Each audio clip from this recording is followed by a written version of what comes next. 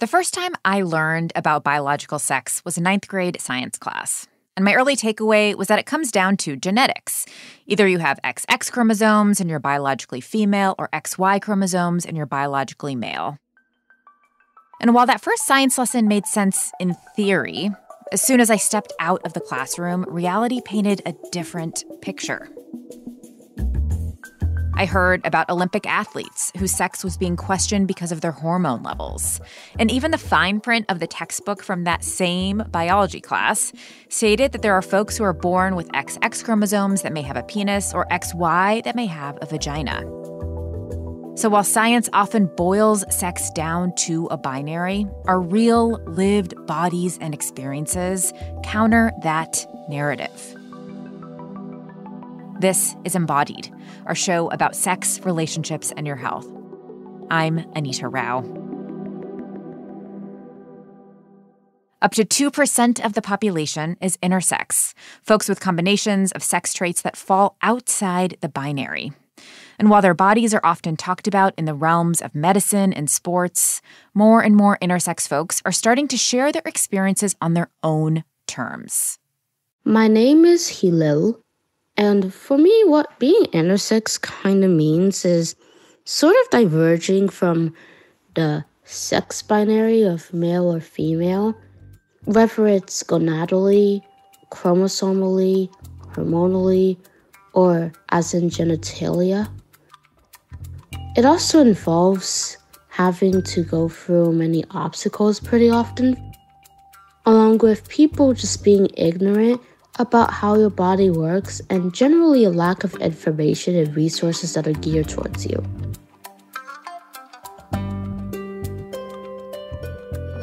That's 18-year-old Hillel. We'll hear more from him later on, and from a doctor and the parent of an intersex tween. We're going to spend this hour examining one big question. What can we learn from intersex folks and their families about challenging the sex and gender binary? And what's at stake for people's health if we don't? To start us off, I'd like to introduce Dr. Suji Tamar Mattis. She's a board-certified family medicine doctor and a former medical advisor for Interact, an advocacy organization for intersex youth. Hey, Suji, welcome to Embodied. Thank you. I'm glad to be here. So I want to start by unpacking this idea that many of us in Western science classes have been taught, that biological sex is a binary. And I'm curious for you as a physician and as an intersex person, when you first came up against the limitations of this understanding of sex. I think that many ways in science that sometimes things have to be simplified to be able to start teaching it, right? And yet at the same time, there's also been this decades-long attempt to erase intersex people from existence. This desire to ignore the gray areas in life and to ignore history, because intersex people have always been with us. You can find statues of intersex people from the Roman times.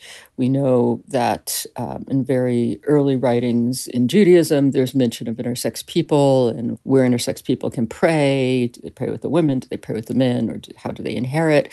And it's more an issue of modern times that this has been sort of glossed over and erased.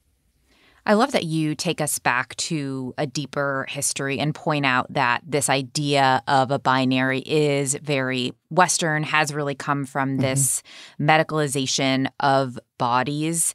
And it does not help us understand the nuance of the gray, which when it comes to intersex, there are so many variations of what an intersex body can look like. I kind of set it up as this umbrella term that encompasses a variety of conditions. But I'd love for you to help us understand this big variety within what it can look like to have an intersex body and maybe some common examples.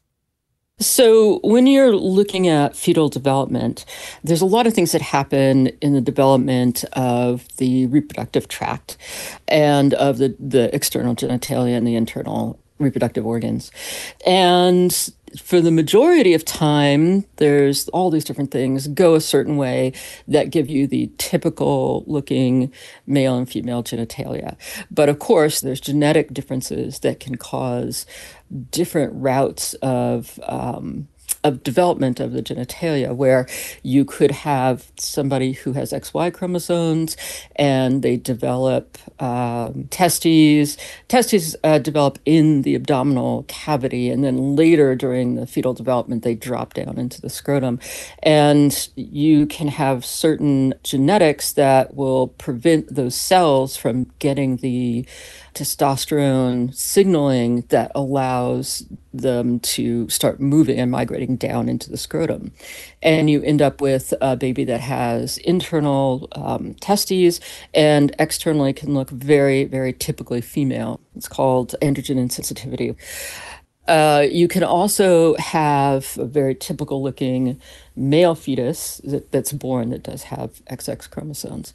And there's all sorts of ways that people can be intersex in between, so that you might have a baby that has very large clitoris, or a baby that has very small penis, or many of these other variations in between. So I want to pause you there because you helped us understand that there are so many moments in someone's life when they might become aware that they are intersex. If they aren't born with obvious genital differences, they might not find out about some of those hormonal things until later in life. I know a lot of folks are probably more familiar with how this shows up with testing for Olympic athletes who might discover in testosterone tests for the first time that there is something happening in their system that they weren't aware of. But there are folks who do learn about it early, and there has been a lot of focus and conversation in recent years about what happens when a baby is born and they're born with so-called ambiguous genitalia, and how this is then presented to parents as a decision to be made. So I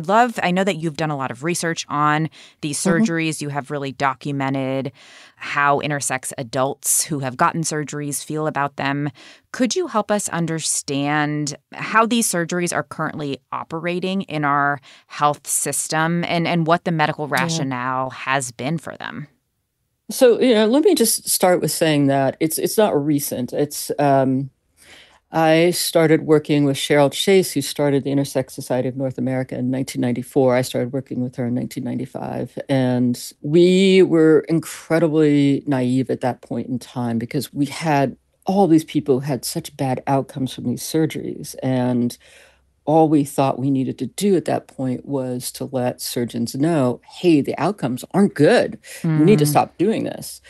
And we kind of thought, we get the word out there and this will stop. And, here we are, oh gosh, how many years later? And no, this has not stopped, except for a few hospitals in the United States and some countries like Malta and a few other countries that have also prohibited these surgeries from happening.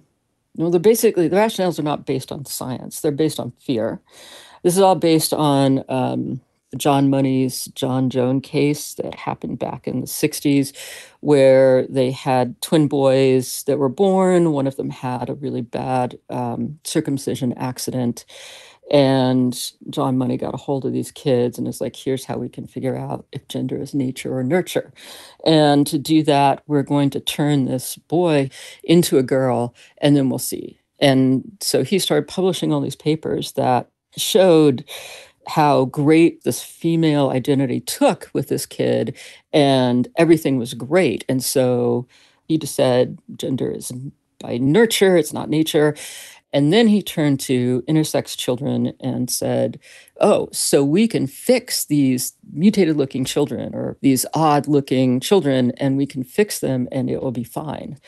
So the adult who was in the John Joan case came forward back in the 90s and actually said, look, no, this did not go well. I fought my gender assignment. I felt like I wasn't a girl. All this research was falsified. So basically, this whole concept of how to create gender that's been put upon the intersex children and the intersex babies was based on falsified research.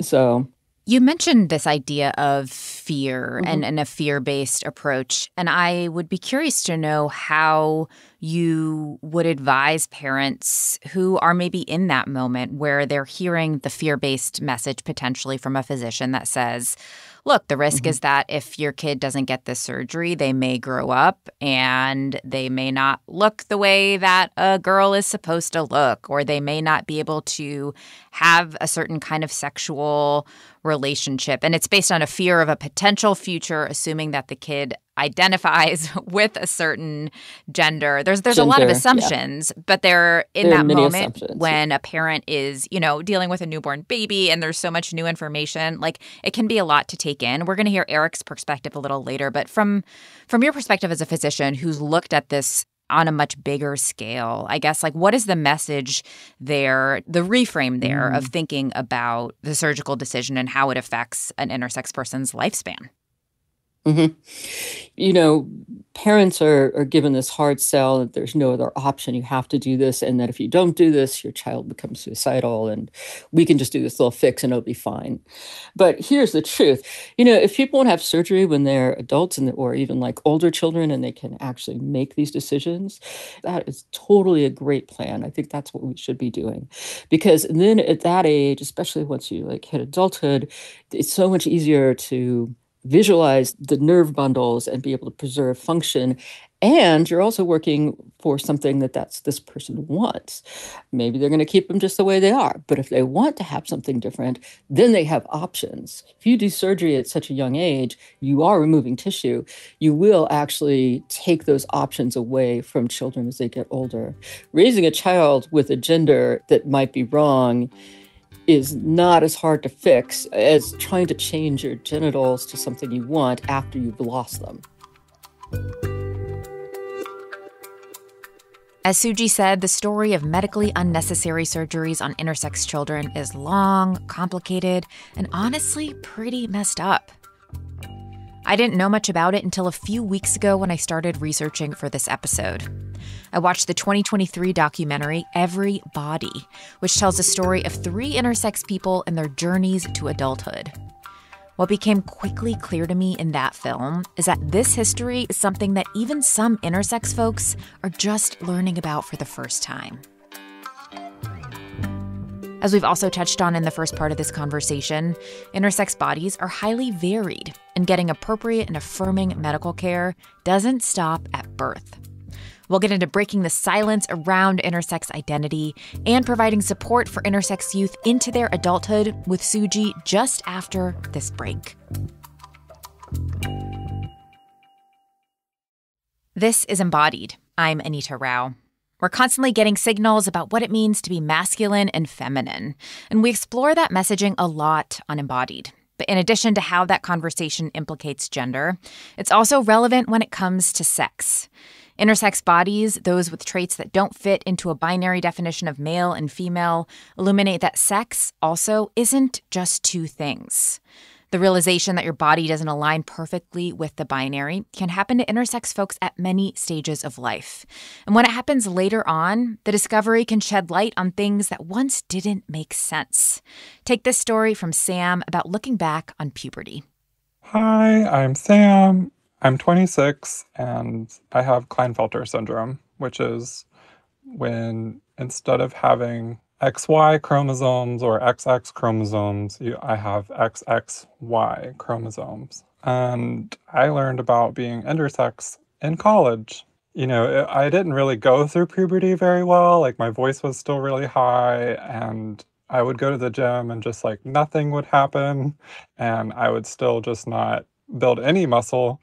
It was helpful to know for that. And it was also just helpful to know for why I didn't have facial hair. So it really helped me with that because I was just, what is wrong with me? Supporting intersex folks to understand their body signals and needs is one part of Dr. Suji Tamar Mattis's job. She's a board-certified family medicine doctor and a former medical advisor for Interact, an advocacy organization for intersex youth.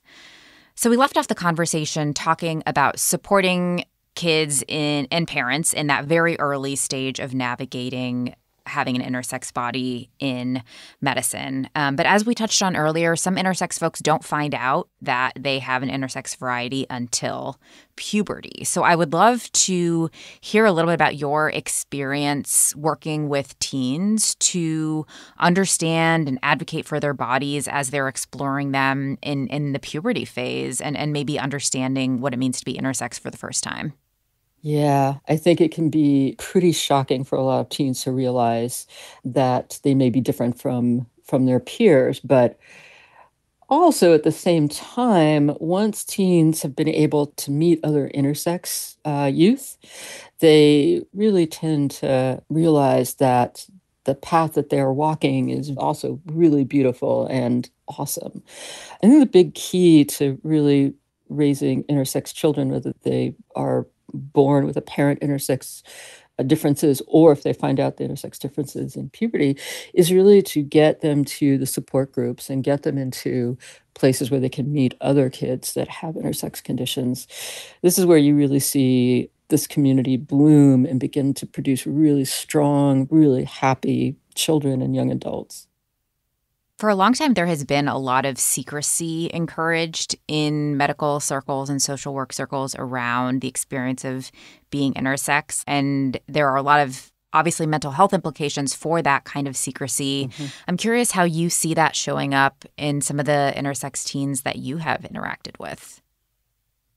Yeah, definitely intersex teens that had a lot of secrecy around their intersex condition, especially when it was known earlier, have a really basic feeling of distrust from people around them. I think that's why one of the really important reasons why it's vital to let kids know that they have this condition. And no, it's not always appropriate to tell everybody that you have this condition. It's just the same way about when your kid realizes that they have a penis or they have a vagina. I remember one of my kids, God, they were really young, and they jumped up at the dinner table when my mother-in-law was here to announce that they just realized how to pull back their foreskin. And I've learned to retract my foreskin. Let me show you. I was like, no. Not right now. Not right here. Not right now. So, genitals are an issue for everyone, right? Learning when to talk about them, how to talk about them are an issue for everyone. And I think this is kind of the issue that comes up with raising an intersex child. It's like you are talking about a medical condition, and yet people start thinking about genitals right away. Right. So I think you just have to of course, just learn how to walk that, as any child with any type of genitals is going to learn how to talk about them. If you keep things secret from children and then suddenly they find out as young adults, that is such a betrayal of trust that those kids are going to have. You work with a lot of trans patients as well. You founded a transgender clinic at Santa Rosa Community Health, and you've trained a variety of folks in gender-affirming care. And I would love for you to help us understand some of the healthcare needs, I guess some of the parallels and some of the divergences in healthcare needs of trans teens and intersex teens, which can sometimes get conflated in conversations about gender-affirming care. Exactly. Yeah, it gets conflated a lot in conversations. The trans community was there back in the mid-90s when we first started becoming a community, and we didn't have enough people that were able to be out at that time, and we didn't know the political ropes. The trans community was really there to help us learn how to run politics as a community and to seek our rights as a community. I do think the appropriate place to care for intersex young people and children, as well as adults, is actually through the lens of transgender care. One of the important things that we do in transgender care is that when we're working with trans young people, you have to do the reversible steps first. First, you do the social transition that, the kids are comfortable being socially in the gender they want to be. And then when they get older, you do hormone blocking so you can hold that off until they're ready to start puberty. And then you can do the right puberty when the time is correct. And you don't do surgery until those kids are 18. I think that there is some leeway in there, but we're not, nobody's doing transgender surgery on like 6-year-olds, whereas they are doing intersex surgery on 6-year-olds. So I think that you really need to do the reversible things first. I think that pediatric endocrinologists have really failed the intersex community in many, many ways. And you'll find in most universities where you have pediatric trans clinic, those same pediatric endocrinologists who are helping those young trans kids form their gender identity and helping them become who they are also working against the intersex children becoming who they are and are allowing and helping these irreversible surgeries and treatments to happen. And I think that is where we really are losing the care that we need.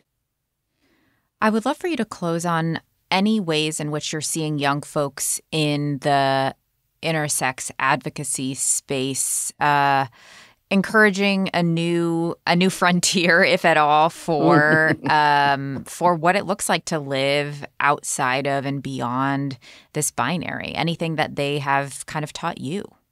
The intersex youth are amazing. And especially considering that doctors used to say and still say that intersex children can't know who they are because it'll destroy them. But knowing who they are actually, for all these kids that I've seen, has really energized them. This has developed really strong communities. And now we're seeing intersex children who are going to medical school and are going to make these changes happen. Intersex children becoming attorneys. We're seeing intersex children becoming psychiatrists and therapists. And this is where we're going to see this change in the world that we need to see. One of the hard things, though, is seeing these young people that have had surgery and are still dealing with the after effects of this and having to look those kids in the eye and say, look, I've spent so much of my life trying to keep this from happening to you. And it has happened anyway. And I am so sorry. And those are the reasons that I keep doing this work and I keep speaking up about this. Dr. Suji Tamar Mattis, thank you. Yeah, thanks so much for sharing all of that and for the conversation. Oh, thank you. Thank you so much for having me on here. And thank you for doing this really important topic on your program. Suji has been on the front lines of intersex activism for decades, connecting with other intersex adults, kids, and their families. The community is really well connected, which means that she knows some of the parents who've started to speak out about their own experiences. One of those parents is Eric Lohman. In August 2012, he and his wife Stephanie were preparing to have their fourth child. Like many parents, they didn't expect the baby to be intersex. But unlike many parents, they did know what intersex was and knew that if it came down to it, they wouldn't consent to any surgery. That is the context that their child Wade was born into. Wade, who is now 12, has an intersex variation called congenital adrenal hyperplasia, or CAH. It's a genetic condition that affects the adrenal glands and how they produce key hormones your body needs to function. Having CAH meant that while Wade was born with XX chromosomes, his genitalia was different from what his parents and doctors expected. I sat down with Eric, Wade's dad, to talk to him about the ins and outs of raising an intersex child. From raising him female until Wade decided on a name and pronoun change 4 years ago, to all the ways his tween years have been both different and sometimes exactly the same as his peers. And we started at the very beginning, when Eric and Stephanie were in the delivery room and plunged into a whole new world of medical decisions and parenting. I mean, I really describe it as a drastic shift from sort of celebratory, exciting.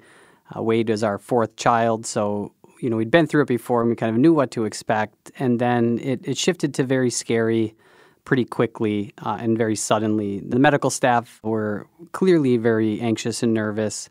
Stephanie, my partner, wasn't obviously able to see right away what Wade's body looked like, but I could because they had held him up for me to see. And many ultrasounds that we had before that, or one or two, had suggested that he had no penis. And so we, like many other parents, were preparing to raise him as a girl. I was actually scared in the delivery room that they were going to take Wade out and perform a surgery right there before I'd had a chance to talk to Stephanie about any of my concerns. So she could tell pretty quickly that there was something wrong, something concerning. They wanted to bring in a specialist right away within the first couple of minutes, and they'd taken Wade across the room to do an examination. And I went to watch, basically. I had actually put myself in between the door and everybody else in case they had tried to take him out of the room so that I could just ask some questions and things like that. Like, it was pretty scary for me. I remember being very panicked, and it was overwhelming. There was a physician that came in who was on call, examined Wade, and had basically said, sometimes this happens. Sometimes people have a child and it's not quite clear if it's a boy or a girl, and some tests will be needed, possibly the result of a genetic condition that is actually quite dangerous, and we should be on the lookout for that. So Stephanie said something like, I don't care about that stuff. I just, I want my baby. And they brought Wade over to her where, we took pictures and we cuddled. But at that point, I was pretty anxious. So what were the surgical options that they presented to you? We talked a little bit earlier with a physician about how there are surgeries that are often presented to parents of intersex kids early on. What were the ones that they were suggesting for you all, and how did you come to the decision that you made to not do any surgeries? The surgeries that were presented are pretty common. So it was probably day 3 where we met with the medical team, physicians, geneticists, gynecologists, social workers, urologists, the pediatricians and their specialists. It was a room that probably had something around 20 people in it. Wow. At a round table. And they walked Stephanie and I in there on day 3 after Wade had been born. And he really wasn't even stabilized very well yet. So we go into this room and everybody sort of goes around the room, and the endocrinologist is saying this is how CAH is treated throughout life, and these are the kind of medications. And through a lot of this, we got some degree of comfort and some assistance, I feel like, understanding what our options were, what it would be like for a kid like Wade to be on this kind of medication his whole life. We weren't particularly concerned with the gender and sexuality issues at all. We had talked, and Stephanie agreed with my position and all the research that we read, and was adamant as well as me, like, this is not necessary. Especially Wade's condition, CAH, is precarious, and this is a very serious medical condition. We shouldn't be having surgeries on these kids when they're so medically fragile. So I was surprised when we got to the urologist, and he had suggested or presented a few options. The first one, his recommendation was a clitoral reduction surgery and a surgery to create a vaginal opening, and that those surgeries should be done at 6 months. His next recommendation was just a surgery for a vaginal opening and wait on a clitoral surgery. And I was furious, to put it simply. I was livid. I can remember, my head and face getting red, and I asked very clearly why no surgery, why not having surgery was not being presented as an option. And his answer was that he wouldn't recommend that option. The surgeon and I argued a little bit. I think I remember saying something along the lines of, you might be the doctor of vaginas, but you're not the doctor of gender. And he didn't really understand what that meant or why I had said that. Nobody else in the room supported us or came to our aid when we were arguing about this. Even now, it's hard to understand how this was the position that he was taking, and that there wasn't anybody there who was there going to support us. So there wasn't anything productive that was going to happen after that. You used the term doctor of gender, and I'm curious to talk with you a little bit more about that. Wade was born with a clitoris, and you all did raise Wade in Wade's early years with female pronouns and by a different name. What were some of the earliest conversations that you and your wife had about gender and the physical body of your kid with your kid? Yeah, I feel like gender was a conversation with Wade from the very earliest moments. And so our goal was to try to have conversations with Wade that encouraged him to think about his gender as something he has control over rather than something that we have control over. So the conversations were about what kinds of clothes he likes to wear, what kind of toys he likes to play with, to just basically create environments that weren't restrictive for him. And the conversations mostly revolved around undoing the sort of gendered way that our society functions, right? So that he could live and exist in a world in which he had more autonomy and freedom to determine on his own what these things mean.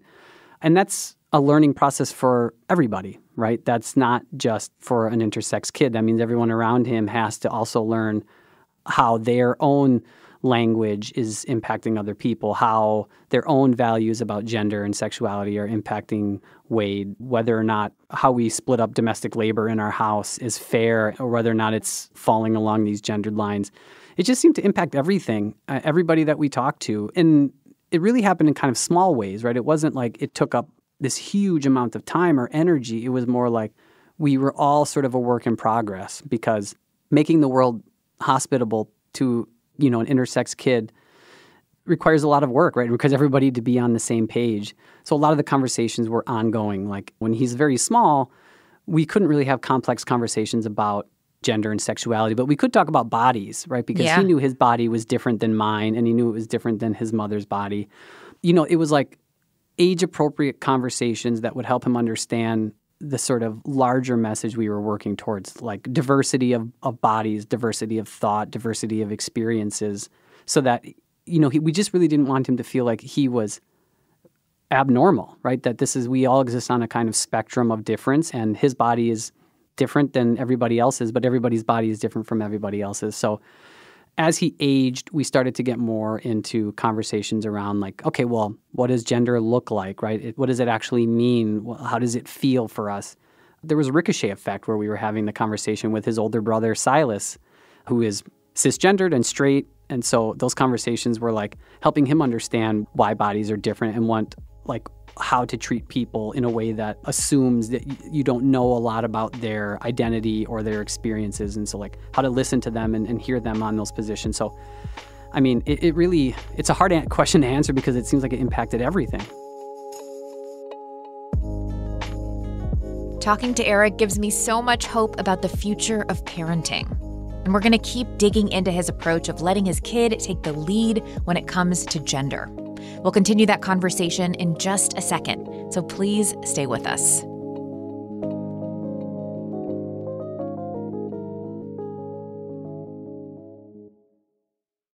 This is Embodied. I'm Anita Rao. Today, we're talking about the things we can all learn from intersex folks and their families about rethinking sex and gender binaries. We talked with an intersex family medicine doctor who is also an intersex person. And now we are knee-deep in a conversation with Eric Lohman, whose 12-year-old kid, Wade, is intersex. I asked Eric how he and his wife, Stephanie, encourage Wade to think about gender and self-expression in the face of pressures from the outside world, which genders all of us almost immediately into one group or another.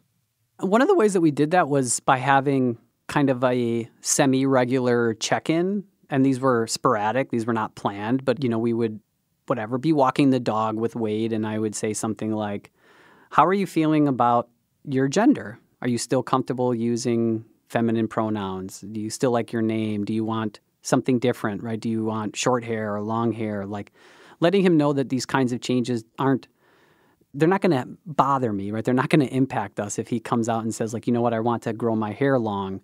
And most of the time his answer was always basically the same, which was, yeah, I'm fine. And then one day it just wasn't.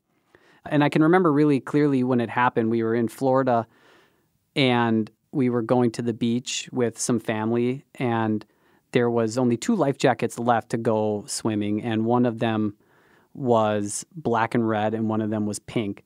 And the black and red one was too big. It fit his older brother, so he was stuck with the pink one, which everybody at the time seemed like no big deal, but he did not want the pink one.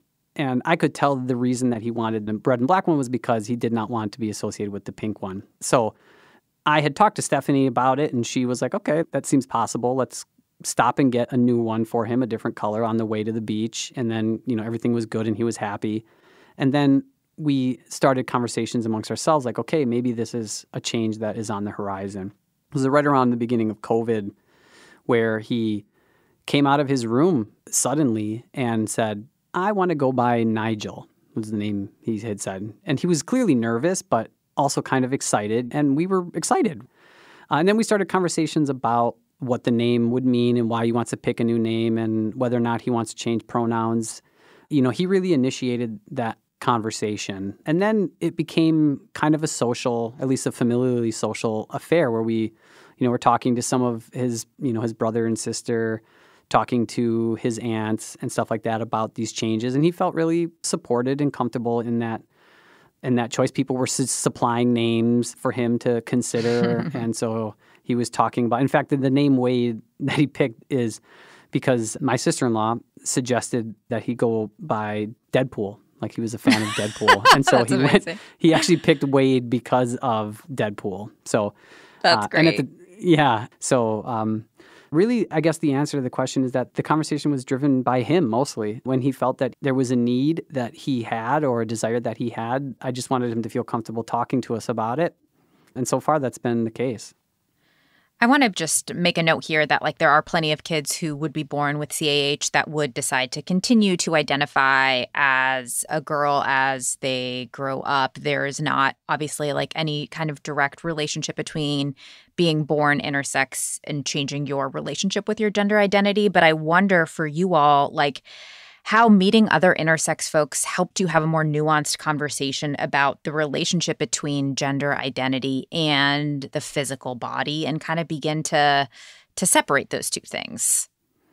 Yeah, that's a fantastic question. Indeed true. I mean, really the reason that we pushed back on surgery is because we can't possibly know what this child is going to want when he grows up. Our goal was simply to allow Wade to make choices about his body that he wants. And that may mean surgery at some point. That may mean that he identifies as feminine later on in life. Who could possibly know what our diverse population is going to evolve into and turn into? And so we just didn't want to make any decisions that were irreversible that he could not participate in and consent to. So meeting all of these folks who had intersex variations really illustrated to us the point that we have an incredibly diverse species that we sort of restrict and pigeonhole into these positions, these identities that are restrictive and unhelpful. And lots of these adults expressed to us how their life would have been different had they been given really a small amount of autonomy over their own bodies, over their own identities. They all pretty much made the case to us that this would have had a profound impact on their lives, on their mental health, on their body image, on their relationships, on basically everything. And so I feel like we owe a great deal of gratitude to them for that because they really helped us raise Wade in a way that we, go to sleep at night knowing that we did our best to make it so that this variation didn't impact his life negatively in ways that were avoidable.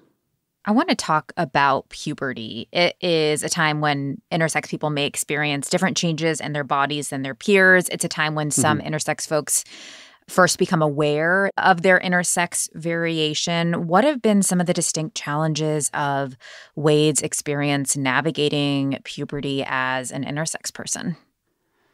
Yeah, Wade's puberty has been somewhat varied. So he was on puberty blockers for a year.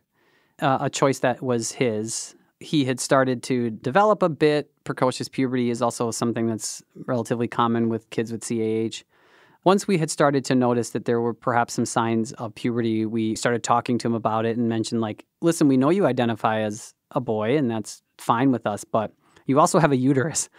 So that is a choice that you're going to have to be able to make. And I know that this isn't something that he can easily understand at 10 years old, 9 years old when we're having these conversations. And so he would say things like, that doesn't bother me, or I'm not worried about it. And so we were like, well, once he transitioned to more masculine behaviors, we had been more clear about this, that these changes that may come from a feminized puberty are irreversible, or not necessarily irreversible, but the reversing them, if you will, is significantly more difficult, costly, problematic, right? Some of these changes are not necessarily going to be things that you will be able to do anything about. So let's take some time to talk about it and think about it. So he went on puberty blockers for a year. In that time, we tried to have conversations with him, and he was mostly like, it's fine, I'll figure it out. Near the end of that year, when it was coming time for a replacement, he'd said he didn't want it anymore and wanted to go through a natural puberty. So, and we did talk to him and warn him. We've introduced him to other intersex people or people with CAH that have expressed like your gender is not going to be something that maybe looks like everybody else's as a result of these changes, right? You're going to have some feminizing changes and some masculinizing changes. He has high levels of testosterone in his system for what it's worth that can cause a variety of different physical and psychological changes and impacts. But overall, he has been in the driver's seat. So puberty is not great for any of us. And and so we were sort of like, well, if he feels comfortable enough to pursue this kind of puberty, then we've been successful, at least in creating his own comfort in his own body and probably are well-positioned and prepared for whatever challenges that come along. So that was, I guess, the hope. We always knew that puberty was going to present some challenges, but so far the worst ones have been what we've had with the other three, which is bad attitude, isolation, the normal stuff. You seem uniquely well-positioned and well-resourced in terms of your access to information about media and gender and representation and all of these things, and that's so amazing. But I know that's not the case for a lot of other parents of intersex tweens and teens, and I'm curious about, like, if there have been any moments where you have you and your wife have felt particularly challenged or unsure about a next step to take and where you turned for support or resources in those moments. I would say that the biggest challenges have come from the medical community. Mm-hmm. As sad as it is to say it, that has probably been the arena where we've encountered the most issues, the most number of concerns. For example, early on, aside from the surgeon putting a lot of pressure on us for surgery, once, we had eliminated that as a concern, a problem, then it became Wade's body and his CAH, which needs managing, and the level of autonomy we wanted to give him over his body for that and the ways in which it relates to gender. So I'll give you an example. We met with the geneticist early on when discussing like how, CAH is a genetic condition. And the geneticist had come into the room with a resident and wanted to do a physical inspection of Wade. And this is actually quite common. We've had this experience many times with many different doctors, and this is not necessary. This is where, as you mentioned, I'm well-resourced and educated on this topic, and that's true. And I'm also pretty protective of my kid. And this also comes a lot from the intersex people who we spoke with as adults who had mentioned feeling like a lab rat, feeling poked and prodded and like a specimen, as an anomaly, as somehow unique and worthy of everybody's attention and curiosity. And that is incredibly damaging to do to people, especially when what we're essentially observing is common genetic variations in how our bodies look, right? So Stephanie was curious about why this resident needed to see Wade's body, and she had asked like what they were doing or what they wanted to do, and they had sort of sheepishly said, well, she wants to do an inspection. And Steph was like, no, you're not doing that. Like, why? You're a geneticist. There's no reason for you to look at Wade's body at this point. And, these kind of tensions and conflicts happen multiple times. That physician pushed back and had essentially argued that she should be allowed to look at Wade's body because she's a doctor. And we were like, you're not doing that. And ultimately, it's because she was curious. And I know that that's the reason. So if you aren't, I guess, educated about this topic, or if you don't know other intersex people who have shared this experience, then we're much more likely to consent to how the doctors present information, which is why so many of these families consent to surgery in the first place. There's this assumed loss of autonomy for kids who have special medical needs, and especially if that medical need presents in a way that is a curiosity for people. And we knew it felt wrong, and so we felt we had to intervene. And again, this continues to be a problem that has not necessarily disappeared. I would love to end with any message that you would like to share with parents who are maybe in the early stages of supporting an intersex kid who recently have found out that their kid has an intersex variation, who maybe don't have a lot of connections yet with other intersex adults. Is there a piece of advice that you would like to leave them with about raising a kid to navigate life beyond this binary that we've been taught? Yeah, I would say you're not alone. There are other families who have experienced this. They've experienced the guilt and the worry and anxiety about what they're doing and how to raise kids that are going to be happy and healthy. But like many of the problems we encounter, community is very often the solution. So the intersex adults that I have met since Wade was born have completely changed the trajectory of my life. I really do believe that it wasn't Wade that changed the trajectory. It's the community that we found in support of Wade's life that have changed it, because they taught us so much about diversity and about trauma and about, I think, dispelling some of the innocence that we had about the medical establishment and their desire to do good. That community really helped contextualize what the struggle was actually about. And so for us, it's often been Wade is a pretty normal kid. And the only reason that is true is because of the really awful things that so many other intersex people in our community have had to endure. And so I felt like I owed it to them to continue to do as much advocacy on this topic as I can. And I owed it to Wade to give him that kind of chance to have the same kind of sexual and gendered experience that the rest of us have been able to, or many of us, I should say, have been able to enjoy. So my advice is to find the community, because that's the best way that you can support your kid. Eric, thank you so much for talking, for this conversation, for sharing your story. I really appreciate it. It was my pleasure.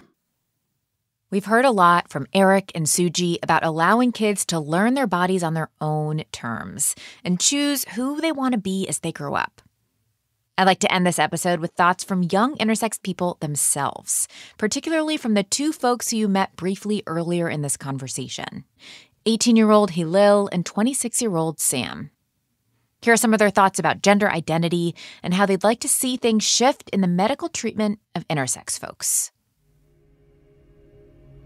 I feel simultaneously sexless and male at the same time. I do remember this one time in 8th grade where I was really nervous and my teacher just told me to get feminine and be less nervous.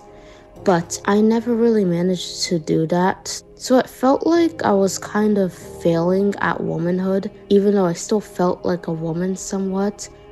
But now that I've realized I'm intersex, I realize I'm not failing at womanhood, especially because of the fact that I wouldn't have met the binary anyway. Now I can know that it's okay to feel like you're in the gray area sometimes of not being exactly male or female. I identify mostly as male, but I'm also just okay knowing that there is a reason that I can be a little bit more female than other guys my age. A lot of medical textbooks list that Klinefelter syndrome has a bunch of learning deficits. So my doctor originally didn't think I had Klinefelter syndrome because I graduated college, which is kind of crazy. I just think we've been misrepresented in that way because medical textbooks kind of exaggerate the spectrum and always, paint the picture of the most extreme, when in actuality it's kind of a spectrum relating to being intersex. And I think that's common with all of the intersex issues, is that the medical textbooks don't really say that it's a spectrum and that you're on the spectrum. It's just that you have this and you are going to have all of the extreme things. There's this one server I was in where it's an intersex server too, but it's a little more medical focused, and many of the people there are in med school or studying. It makes me feel like there's hope, especially because many of them are going into the medical field, and it also makes me feel more motivated to become a doctor eventually too, and to be able to pretty much do my dreams. And I feel like I might eventually even write more about my experiences as an intersex person in that way. Embodied is a production of North Carolina Public Radio WUNC, a listener-supported station. If you want to lend your support to this podcast, consider a contribution at WUNC.org now. Special thanks to Sam and Hillel for contributing to this week's show. This episode was produced by Kaya Finlay and edited by Amanda Magnus. Nina Scott is our intern, and Jenny Lawson is our technical director. Quilla wrote our theme music. If you have thoughts or feelings after listening to this episode, we would love to hear them. You can leave us a voice note in our virtual mailbox SpeakPipe or send us an email. We're at embodied@WUNC.org. Until next time, I'm Anita Rao, taking on the taboo with you.